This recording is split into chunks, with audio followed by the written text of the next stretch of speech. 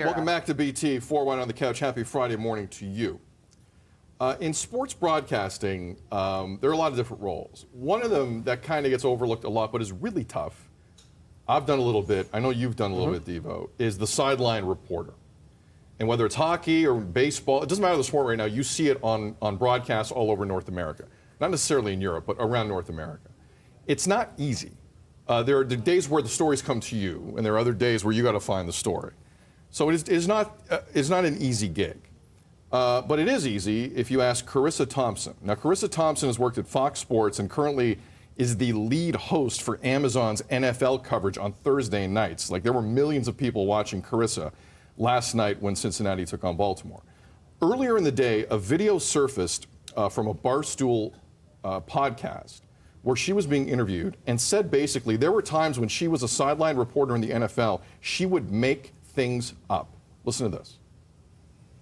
And I've said this before, so I haven't been fired for saying it, but I'll say it again. I would make up the report sometimes because A, the coach wouldn't come out at halftime, or it was too late, and I was like, I didn't want to screw up the report, so I was like, I'm just going to make this up. Because first of all, no coach is going to get mad if I say, hey, we need to stop hurting ourselves. We need to be better on third down. We need to stop turning the ball Pressure over. the quarterback. Yeah, exactly. and do a better job of getting off the field. Like, they're not going to correct me on that. Right. So I'm like, it's fine. I'll just make up the report. It would be very funny if you were like, yeah, so I just spoke with Arthur Smith at halftime. Yeah, that wasn't a funny line at the end. We could cut that off. No, no, honestly. What? So that happened, and it has gone viral, not just in the sports community, but in a lot of places. And well, in the integrity community. Yes. Like, so who wants first shot at this? Wow. Okay, I'm going to jump in. Please. Just because I've never done sideline reporting, and I know it does look like a very difficult job. You have such hard timelines, right? And deadlines that you got to get in.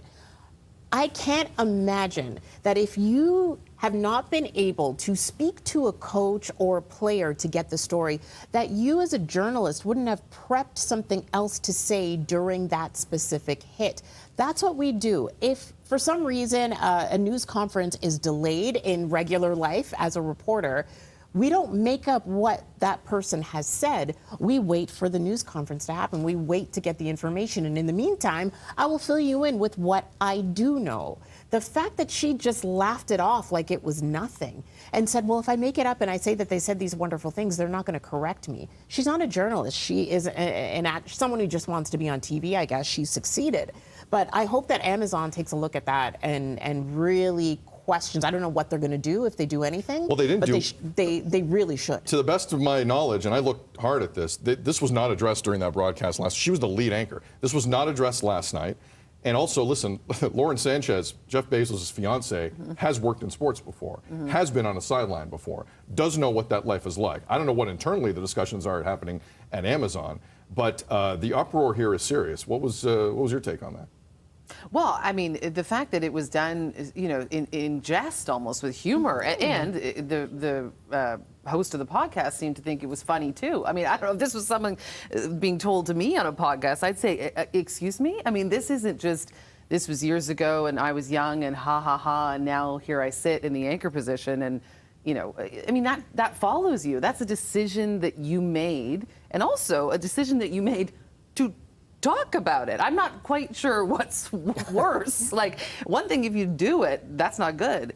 But to do it and then not maybe have the awareness that's probably not something that you should share is kind of doubling down on some perspective issues there. Yeah, there's a lot of arrogance with it. Yeah. To be like, I haven't been fired for it yet, so let me just say it again.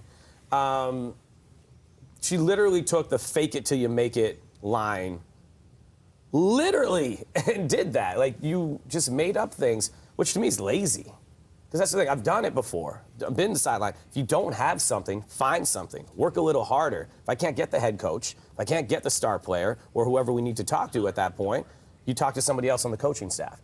And you can say, I'm speaking to the coaching staff, this is what they want to do. Go after the quarterback, tighten up on defense, da-da-da. And now what you're saying is true. I think she's thinking, oh, I said generic things, and so that makes it okay.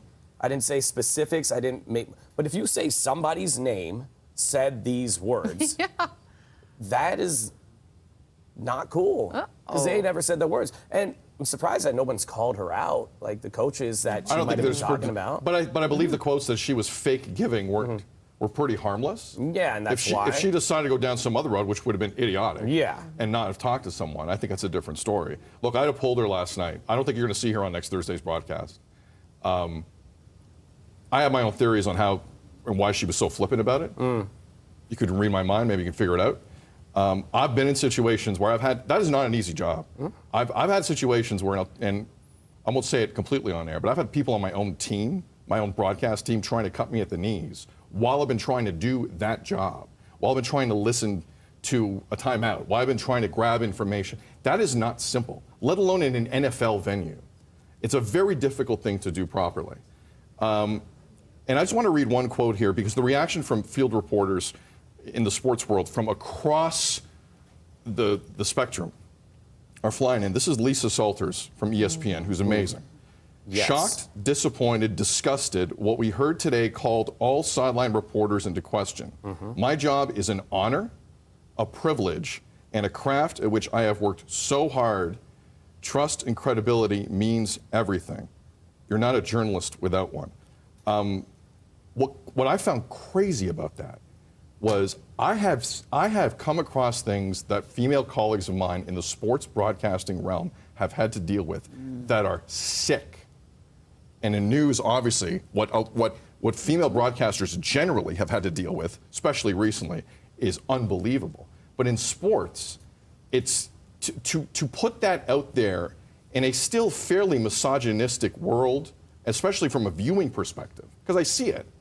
That is so unfair to so many sideline reporters across that business, and I congratulate Lisa. And that's one of many statements flying around. Charissa Thompson, I don't think has said anything on social. She didn't say anything last night. It was a coward move not to say anything last night. And if I'm Amazon, I think long and hard before putting her back in that chair. Seems like things have been easy for her in her career. I'm not going to really get into why, but that's not cool. That is not cool how that was described. There's people who work really hard at that, and it was insulting. Anyway, let us know. Feedback at breakfasttelevision.ca. Your thoughts on that. Interesting quote, to say the least.